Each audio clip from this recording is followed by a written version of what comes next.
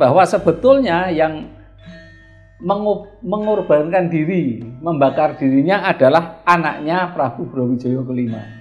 Pantengobaran itu dari niat saudara-saudara yang lain berkobar-kobar untuk menjadi satrio sejati, mempertahankan wahyu kesatuan negara Republik Nusantara waktu itu, Majapahit.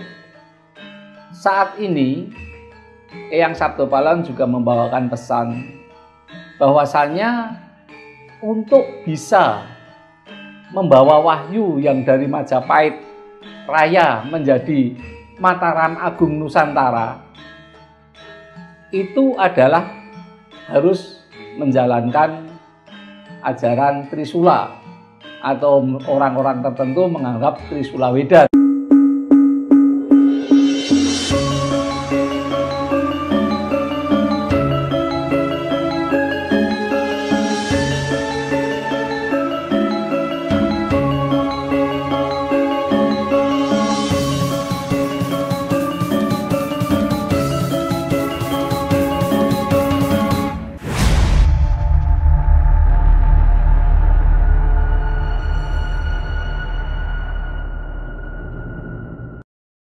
Salam Rahayu Romo Sabto. Rahayu, Rahayu, Rahayu.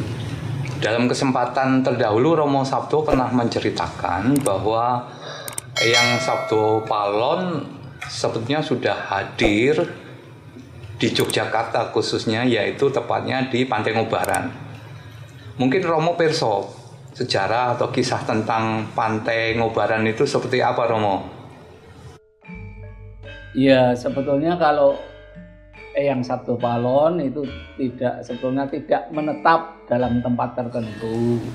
Namun beliau Ya, tempat peristirahatan mulai 1 Suro tahun lalu sampai sekarang ini di Pantengobaran Yogyakarta. Kenapa kok di Yogyakarta? Karena kita bisa melihat sejarah bagaimana perjalanan Prabu Brawijaya Pungkasan, atau biasa orang mengatakan Prabu Brawijaya kelima, dari Majapahit ke Banyuwangi menurut pantai selatan dan akhirnya sampai di Pantengobaran disertai oleh 12 anaknya, juga dengan 3 istrinya. Nah, di Pantengobaran ini dan di sekitarnya, di Gunung Kidul sampai di Brosot Kulon Progo, ini ada 9 keturunan dari Prabu Brawijaya. Jadi ada 9 keturunan yang tinggal di sini. Waktu itu mengikuti Brawijaya sebentar di Ngobaran, terus akhirnya ke Alas Ketonggo dan ke Gunung Lawu. Ke-9 anak itu ada Raden Bondan Surati, Ki Ageng Megatsari. Ki Ageng Megatsari ini yang sangat terkenal di Jogja karena mereka lah sebetulnya yang berhak menjadi pewaris kerajaan Majapahit. Dia bergelar Ki Ageng Mangir.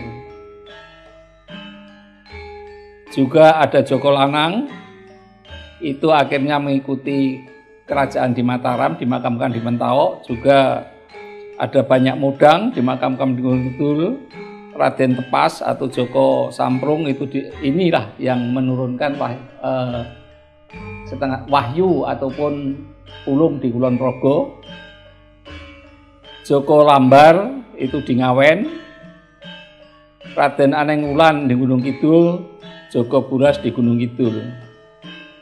Jadi waktu perjalanan itu banyak sekali anaknya dan pengikutnya sampai di Gunung Kidul.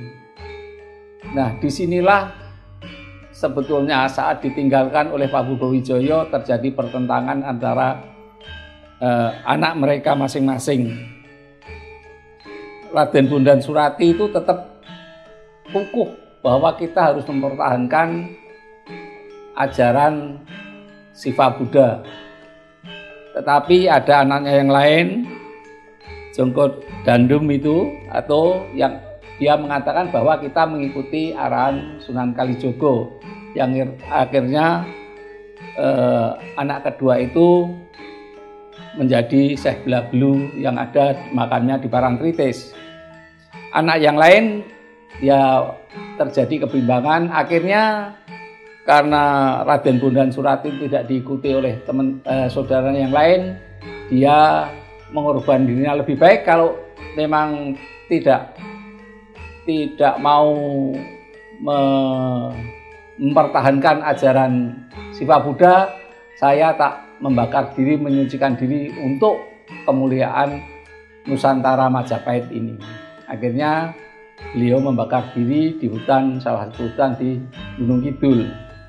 Mendengar hal itu, akhirnya saudaranya yang lain kecuali Syekh Blablu, misalnya Syekh Ki Ageng Megatsari, ya sudah, kita akhirnya dengan saudara lain mengobarkan dirinya, yuk kita sekarang walaupun kerajaan itu sudah ada di tangan orang lain, sekarang kita yang berhak, kerajaan Majapahit, kita mengobarkan diri. Dengan semangat yang luar biasa di Pantai Ngobaran tersebut, sehingga pantai tersebut di Pantai Ngobaran, dia berjanji untuk menjadi satrio sejati. Satrio membela negara, kemuliaan negara Majapahit, di mana dengan satrio sejati dia mempelajari kembali Aji Gineng yang diturunkan oleh ayahnya untuk bisa mendirikan dinasti Majapahit kembali. Jadi bisa ditafsirkan bahwa asal kata Pantai Ngobaran itu asal katanya dari kata yang tadi Romo cerita berkobar itu nggih Romo. Terus kalau nggak salah ada kisah yang lain yang mengatakan bahwa memang Pantai Ngobaran itu tempat Prabu Brawijaya V membakar diri sehingga apinya berkobar-kobar. Menurut Romo bagaimana? Seperti saya tadi sudah ceritakan bahwa sebetulnya yang mengorbankan diri, membakar dirinya adalah anaknya Prabu Brawijaya V. Jadi kalau Prabu Brawijaya V tetap dia akhirnya ke Alas Ketombo dan mokso di Gunung Lawu. Tapi di sini yang membakar diri karena pertentangan perbedaan pendapat dengan saudaranya Joko Dandum itu, yang akhirnya di Syekh Blablu itu adalah Raden Bondan Surati. Dia membakar diri. Memang ada orang mengartikan itu orang yang tertentu mengatakan bahwa yang membakar diri Prabu Brawijaya, tapi sebetulnya yang bakar diri Raden Bondan Surati, dan saat membakar diri itu apinya sangat besar sekali, berkobar-kobar sangat besar sekali.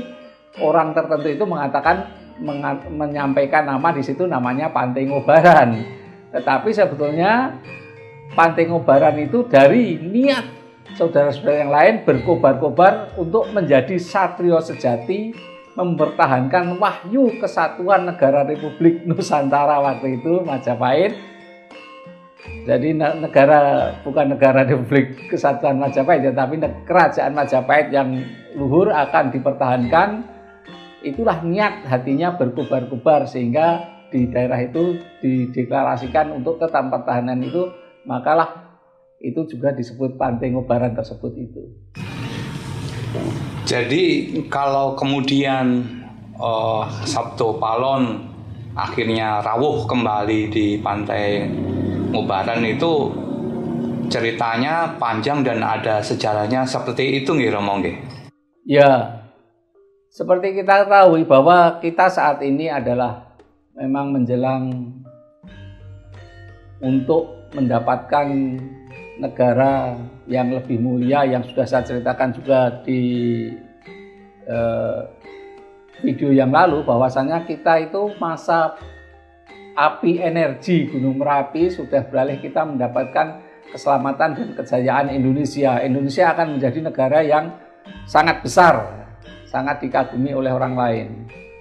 Sehingga seperti saya sampaikan bahwa saya 4 tahun yang lalu atas kehendak Eyang Sabto Palon menginginkan Eyang Sabto Palon suruh saya diminta supaya menjalani semua tempat yang dikunjungi oleh Sabto Palon. Saya kunjungi ya dari Trowulan, Banyuwangi, Alas Purwo, sampai ke beberapa puluh pura di Bali, sampai ke Lombok juga. Nah, saat itu memang terjadi letusan Gunung Agung, itu berarti kepindahan para bawaan yang Sabdo Palon ke tanah Jawa. Waktu itu juga saya bertanya mau pindah di mana, pindahnya ke Jawa di mana, di Mataram. Mataramnya karena Mataram ada 2, beliau pindah ke Jogja. Ternyata Jogja mana yang dipilih, saya juga tidak tahu. Dia beristirahat di Pantai Ngobaran itu. Ternyata di Pantai Ngobaran inilah tempat berkumpulnya anak-anak Prabu Brawijaya yang mengobarkan semangat, menurunkan wahyu keagungan Majapahit menjadi Mataram Agung Nusantara. Lalu Romo, kalau tadi disinggung tentang ajaran Siwa Buddha yang mau dipertahankan, itu gambarannya seperti apa sih Romo? Apakah juga disinggung di kitab-kitab yang menulis tentang Majapahit itu Romo? Ya, ajaran Siwa Buddha sebetulnya kan ajaran Jawa. Ajaran Jawa itu orang kita menamakan saat ini Siwa Buddha. Jadi ajaran itu bukan murni agama Hindu, bukan murni agama Buddha, tetapi ada ya inkulturalisme antara agama Hindu dan Buddha asli Jawa. Nah, ditambah memang ajaran Jawa yang sudah ada sebelum agama Hindu dan Buddha masuk di Jawa. Jadi di Jawa itu sebetulnya sejak Mataram kuno, kerajaan itu ada di Jogja, di Jawa Tengah, itu sudah sangat satu. Sehingga kalau kita melihat Candi Prambanan Hindu, sebelahnya Candi Sewu Buddha. Di sebelah di Kalasan ada Candi Kalasan Buddha, sebelah utaranya candinya Candi Sari, Candi Hindu. Sehingga sejak dulu sudah menyatu dan inkulturasi antara agama-agama di Indonesia. Saat ini Eyang Sabdo Palon juga membawakan pesan bahwasannya untuk bisa membawa wahyu yang dari Majapahit Raya menjadi Mataram Agung Nusantara, itu adalah harus menjalankan ajaran Trisula, atau orang-orang tertentu menganggap Trisula Weda, tapi kita sebut aja Trisula saja. Bahwa orang yang menjadi orang pimpinan atau calon pimpinan di Indonesia, baik pimpinan tingkat rendah maupun tinggi, harus mempunyai 3 kekuatan yang membentengi kehidupannya, yaitu orangnya harus benar, jejak, dan jujur. Jadi benar itu dalam artian semua tingkah lakunya harus menurut kebenaran hati nurani, kebenaran Tuhan sendiri. Jejak artinya dia tidak pilih kasih, harus adil dan sesuai dengan undang-undang maupun Pancasila yang ada di Indonesia. Jujur, di mana dia memang tidak mengenal yang namanya, ya maaf saja, adanya korupsi dan sebagainya. Dia harus tegas memberantas hal itu. Jadi kalau mau mengikuti Indonesia maju menjadi membawa wahyu kerajaan Majapahit Raya dan Mataram Agung Nusantara, bahwa mereka semua di Indonesia yang mau jadi legislatif maupun eksekutif harus memegang 3 hal itu, yaitu benar, jejak, dan jujur. Romo, saya ingat bahwa Romo pernah menyampaikan bahwa wahyu itu ada di Jogja. Apakah yang dimaksud itu di Jogja itu di Pantai Ngobaran, dan wahyunya seperti apa Romo? Ya, dalam video yang lalu telah saya sampaikan bahwa ulung itu ada di antara Kulon Progo sampai Banyumas, dan wahyu walaupun ada di Mataram, Yogyakarta.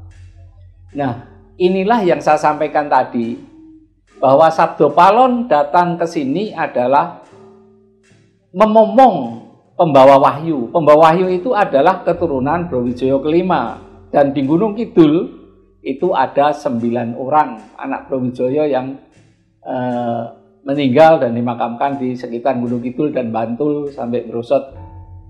Nah, itulah pembawa wahyu.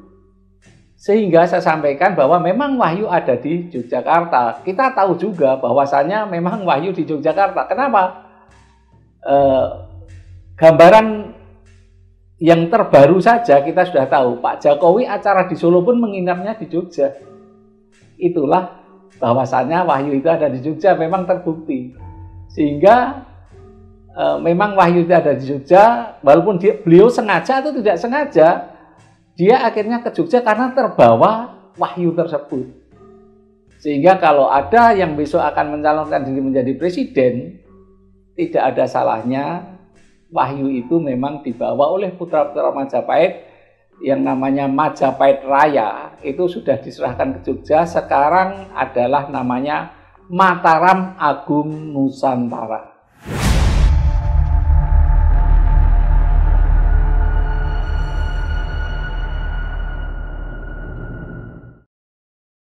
Terima kasih Anda berkenan subscribe untuk membantu mengembangkan channel ini.